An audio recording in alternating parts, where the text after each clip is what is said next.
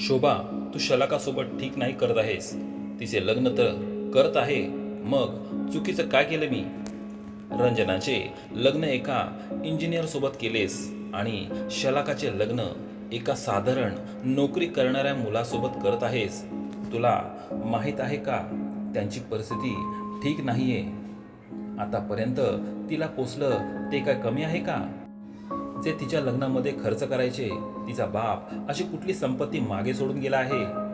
तू हे काय विसरत आहेस की या घरावर जेवढा हक्क माझा आहे तेवढाच राघवचा पण आहे. पण तरी घर तर आपल्या नावावर आहे. देव सर्व पाहत आहे की तू त्यांच्यावर किती विश्वासघात केला आहेस. त्याची भरपाई तुला याच जन्मात करावी लागेल. तुम्ही माझे पती आहात की दुश्मन?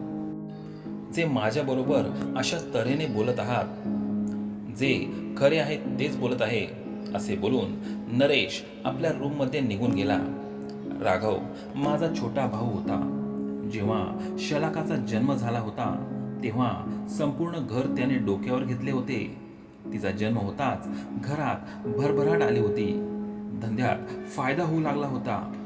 जेव्हा शलाका 6 वर्षाची झाली तेव्हा तिच्या आईला असा ताप आला की त्यातच तिचा मृत्यू झाला.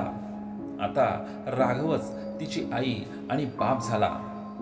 मी त्याला खूप सांगितले की दुसरे लग्न कर, पण त्याने दुसरे लग्न केले नाही आणि एकट्यानेच तिचा सांभाळ केला.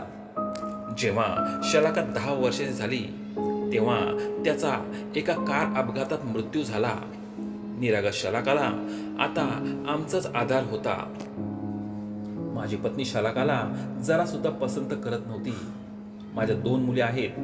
रंजना शलाकापेक्षा मोठी आहे आणि रेश्मा छोटी आहे.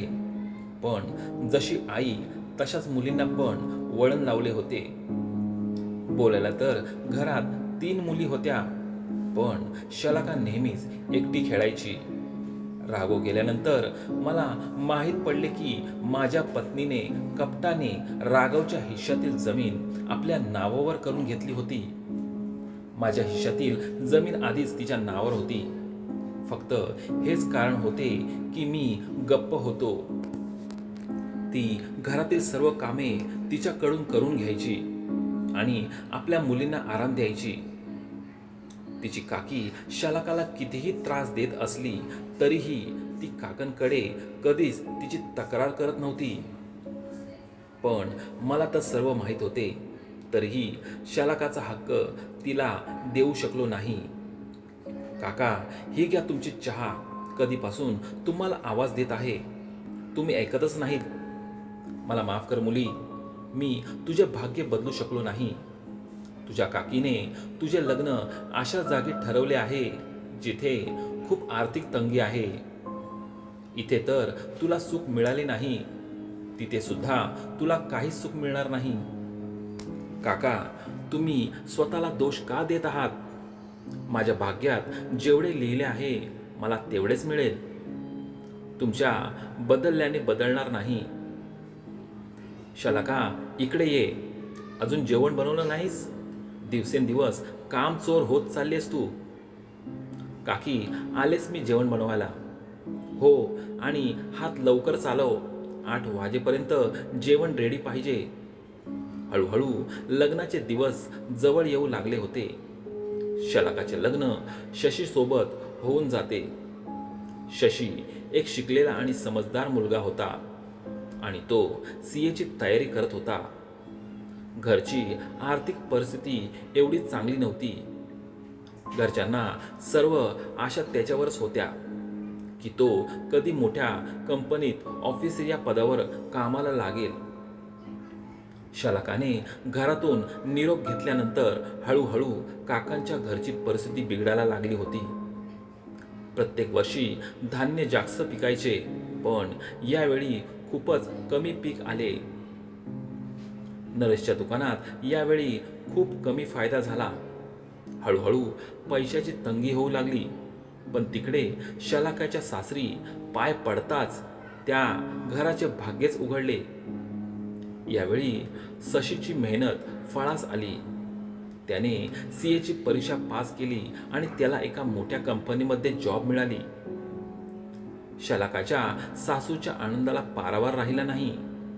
सून येताच आमच्या घराचे भाग्य उजळले. ही तर आमच्या घरात लक्ष्मीच बनून आली आहे. आणि इकडे शोभाला नरेश म्हणतात की बघ, ज्या मुलीला तू नाव ठेवत होतीस, तिचा जाच केलास, तिला अशुभ बोलत होतीस, पण ती या घरातील भाग्यलक्ष्मी होती. तिचे या घरातून जाताच आपल्या घरातील भरभराट अचानक थांबली. अगं, तू शलाकाचे लग्न जाणून बुजून एका गरीबाच्या मुलाशी लावून दिलेस, पण ती त्या घरात जाताच त्या घराचे भाग्य उघडले. अजून उशीर झाला नाही, जाऊन तिची माफी माग. तू या घरच्या लक्ष्मीला खूप त्रास दिलास. शोभाला आता आपल्या करणीचा पस्तावा झाला होता. आता तिच्या डोळ्यात पश्चात्तापाचे अश्रू होते. मित्रांनो, तुम्हाला ही कथा कशी वाटली मला कमेंट करून जरूर सांगा. व्हिडिओ आवडल्यास व्हिडिओला लाईक, शेअर तसेच चॅनेलला सबस्क्राईब नक्की करा. धन्यवाद.